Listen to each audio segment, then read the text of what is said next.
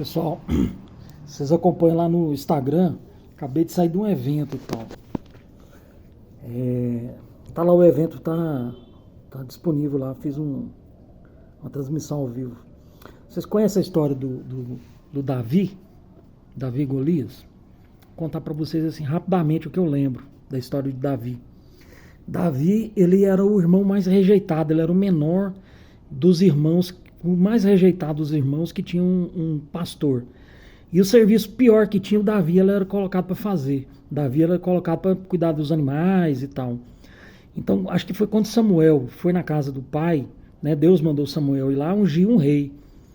E o Samuel chegou, não sabia qual dos filhos do velho, e chamou todos os filhos. Samuel falou: não é esse, não é esse, não é esse, não é esse e tal. Mas você não tem outro filho aí que... tal, mas o Davi era tão rejeitado, que era pastor, cuidava de animal, vivia no campo, né? Que ele não estava lá, tiveram que chamar ele. Não, tem um outro filho meu, mas não é ele não, porque ele é muito raquítico, ele é muito fraco e tal. Beleza. E a história de Davi, é essa história que ele vai rompendo, as amarras que vivem em torno dele, né?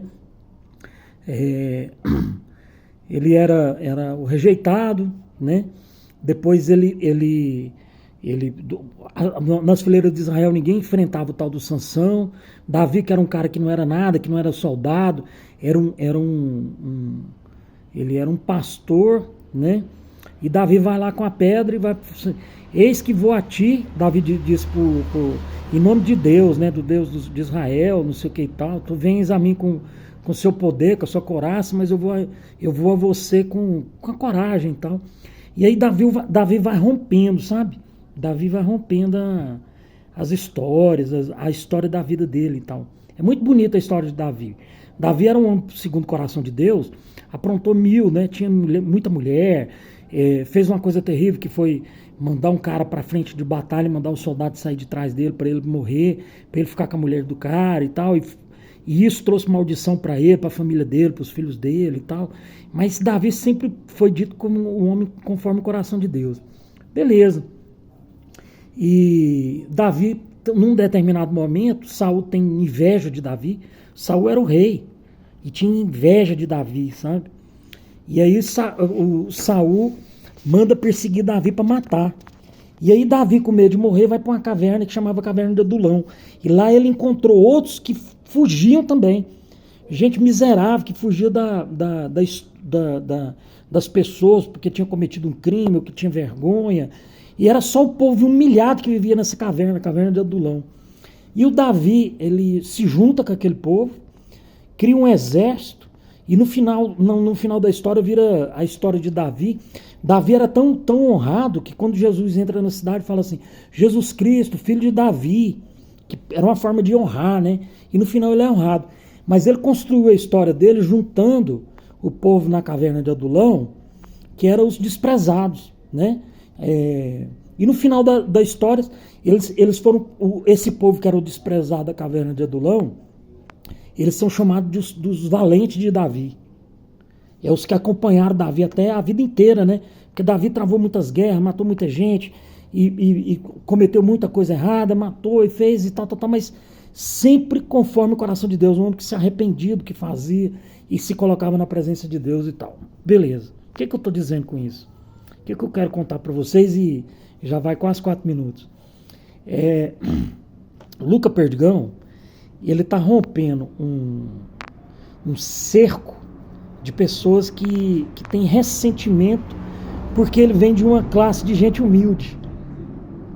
E eu fiquei bem, assim, eu fico impactado de ver, porque é parecido com a história de Davi. É lógico, é meu filho e tal, eu vou fazer ufanismo e tal, mas é muito bonito ver a história dele, porque a gente vê dentro de um contexto que ele está vivendo, com gente poderosa, né? O candidato a prefeito dele lá é o candidato mais rico que tem no Brasil e tal, né? E as histórias que a gente vê de poder, de economia e tal, e eu vejo que ele está rompendo um cerco de pessoas que têm ressentimento de onde o cara vem.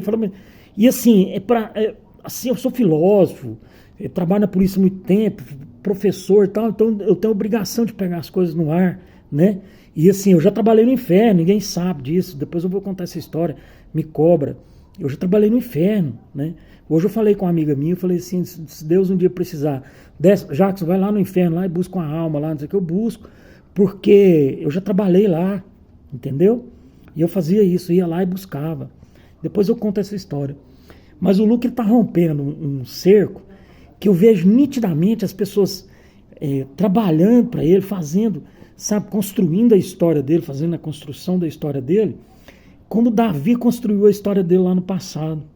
É muito engraçado, sabe? E eu tô assim, eu percebo, tenho a obrigação de perceber, né? Um ressentimento, sabe? De classe de algumas pessoas que ficam pensando assim, mas por que ele não eu? Entendeu? Por que ele não eu e tal, né? E o Luca é um